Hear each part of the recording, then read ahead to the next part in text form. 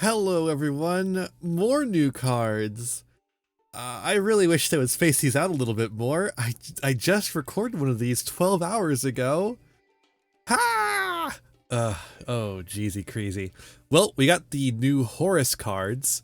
I was saying when the first wave of the Horus archetype came out, I was saying that really to see how these would do, we would need the second wave. They had like potential, but the first wave was really not enough to make a clear decision whether it was going to be actually good or not. We would really have to wait until the second wave, and so here is the second wave, so let's see if it's enough to actually make these guys playable.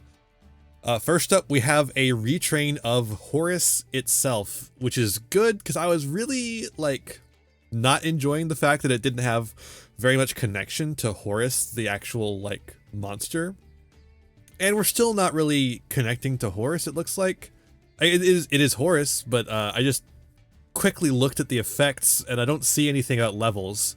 But hey, maybe it'll do something for us. We got Horus, the Black Flame deity, so it is still like the Black Flame blank. It's just not a dragon, it's a deity, but it's still a fire dragon monster. It is the fire typing instead of attribute instead of I think the other ones are light attribute. You can only use the first and second effects of this card's name once per turn. If you control a Horus monster and King Sarcophagus, that's the continuous spell from the first wave of support.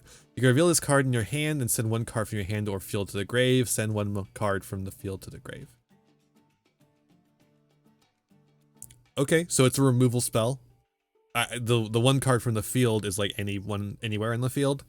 So you can like discard a card. Well, it's not discarding, it's sending a card from hand or from field. So you could send one of your Horus monsters, and then just get a removal. If a face-up King Sarcophagus or Horus monster other than Horus the Black Flame deity you control leaves the field by an opponent's card effect, you can special summon this card from your hand, and then send all other monsters on the field to the grave. Oh, okay. So what you can... Ooh, that's interesting. The main problem is that it has to be in your hand. That's like the main problem to me. But otherwise, this is actually like really cool because what you can do is you reveal this card in your hand, you send one of your monsters, one of your Horus monsters, or I guess if you've already used up the King Sarcophagus, I don't think I would use King Sarcophagus for this because King Sarcophagus has a protection effect for all Horus monsters. So what I would do is I would send one of the Horus monsters to grave because you get to summon 4 of them if you do the whole full thing, and then you can send one of your opponent's cards from field to grave, one of their spell traps, and then you can special summon this card and send all of the monsters on the field to the graveyard, and then you can like summon back like some of the other Horus cards. Yeah. This card, I think, does a lot for this deck as a going second play. The main problem with this deck as a going second play is that the continuous spell needs to stay on field and resolve. And I don't see how that happens going second. Still interesting though. Still interesting. All right, we got a field spell too. This field spell gives us some lore. Look at that shit. Stone Wall of the Imperial Tombs. This card's name becomes King Sarcophagus while in the field zone. Okay, so that gives us another name of the continuous spell, which is good because the effect to special summon is on the monsters. So they just need to have King Sarcophagus on the field to special summon themselves. What it does mean is you still don't get the Foolish Burial effects that are like essential to the deck running. So it still doesn't replace the continuous spell. During your main phase, you can add one Horus monster from your deck to your hand and place one card from your hand on the bottom of the deck. I don't know why it has to have that stipulation.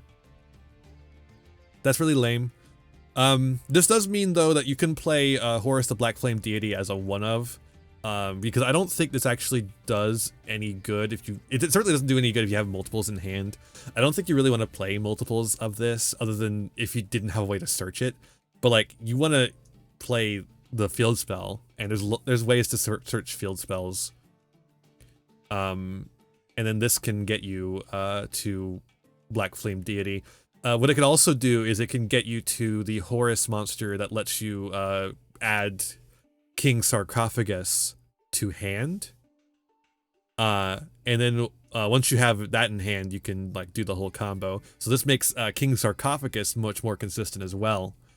I don't know why it needs to put a card back. At this point, I feel like we're beyond the point where we need to be doing that to maintain the card advantage. Like, let the card be a little unfair. That's just how all cards are now. If you activate the effect of Horus the Black Flame Deity, you can draw a card. And the effect, there's 2 effects. Is it just any effects? So you get to draw 2 cards per turn if you theoretically if you use both effects.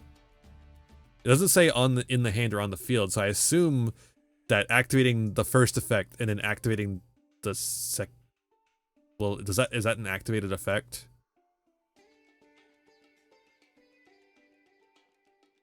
I don't know that is an activated effect. Well, sending all the other monsters on the field to the graveyard would be though, right? Like that, it has the colon. Of course, you know, who knows? Well, the translators are usually pretty good about getting the rulings down on these cards, like the problem-solving card text. That's usually not an issue. It's usually the name that's an issue. Someone in the comments, if you can clarify that for me, whether you get to draw 2 cards per turn off of Horus activating its effect and summoning itself, or if you just get the 1 card per turn, let me know. Because that really makes a difference, I think, if you're playing the Horus at all. I could see builds where you don't play Horus the Black Flame Deity. This is a good card, though, because it gives you an additional King's Sarcophagus, so you still get the advantage of getting your guys on field, and then it also searches the guy who can search King's Sarcophagus. So it makes it a little harder for your opponent to prevent you from summoning back guys, but it still doesn't prevent your opponent from stopping you from foolish burialing. Wow, that's a hard one. So you can get like 1 level 8 guy on field, and then what else? And then like you still got to fill out the rest of the deck with something else, because these guys by themselves do not a deck make. But there's like plenty of stuff you can do with them. It's just a matter of like, does the field spell obviously is going to, you're probably going to play this at 3.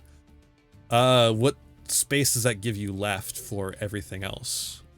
Probably enough, because I don't think you really need to be playing a whole lot of copies of the other Horus cards.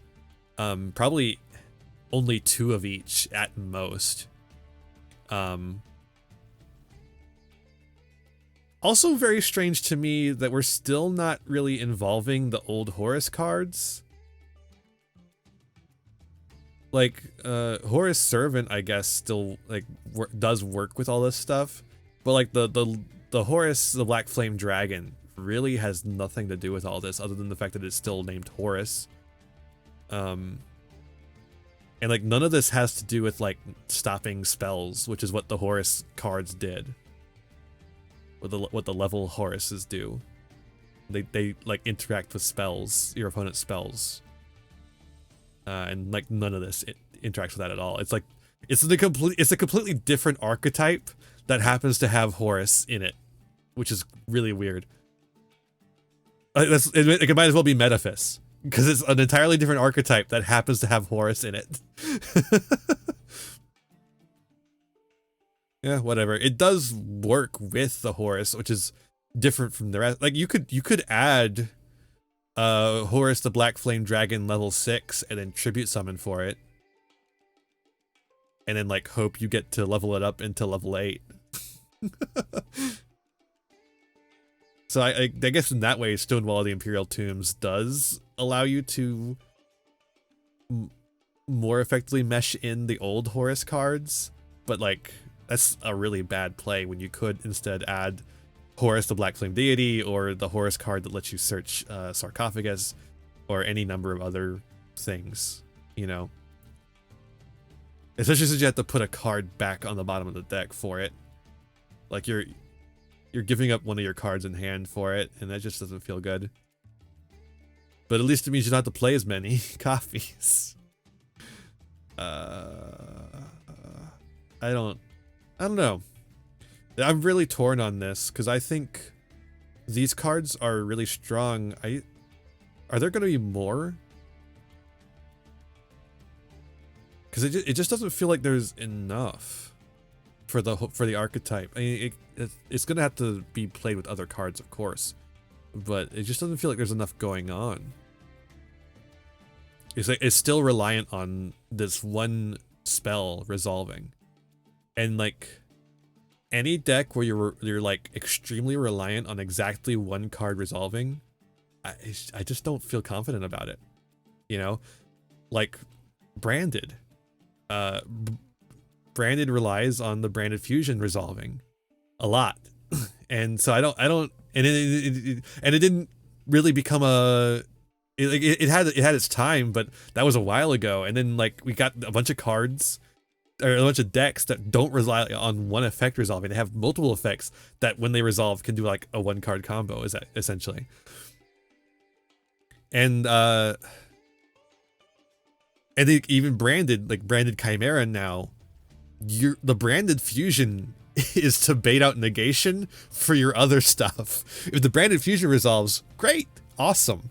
But you don't need it to resolve, and I think that really strengthens Branded as a engine, being able to like work around other things. And I was kind of hoping something in this would be the same for this archetype, but doesn't really seem to. It still really revolves around Sarcophagus, and like I said, I do think that the fill spell helps because it gives you 3 more names of the Sarcophagus. But it also just kind of feels like a Snake Rain archetype. Like we're just building around the Snake Rain, and I fucking hate building around the Snake Rain, as you all know. I don't know. I'm gonna waffle around for a bit more if I keep going. So yeah, my take is still intrigued, I think. Still interested to see where it goes from here. Not sure it's going to be like good, but still not sure it's going to be bad for sure. Like absolutely. I don't think it's just like out the gate terrible. Like it's this second wave I think actually really does strengthen it, and we'll see what people brew with it, I think, is the real answer, because this is a deck that's going to require a lot of brewing. So yeah, really cool to see more of these. Hopefully we'll see some more, because I just don't think these are enough cards, really. Maybe some more cards would actually help with my issues with it. So we'll see if they release some more, and I'll see you when they do, or whenever they release other cards. I don't know. I'm not a mind reader. See you then. Hey there, thanks for watching another video. Why don't you give it a like, share it around, subscribe to the channel, and ring the bell for notifications. You know, the YouTube stuff. You can also follow me on Twitch and Twitter for more content. I got content plenty for ya. You can also support the channel by giving me money. You have a Patreon. If you join the Patreon, you can show up in the credits over here. I would really appreciate that. You could also use my TCG Player affiliate link to get any singles, sealed product, or accessories you want, all to supporting the channel at the same time. That's all for this one, and I'll see you in the next one. Be kind to yourselves, be kind to others, and have a wonderful rest of whatever time it is for you. Bye now!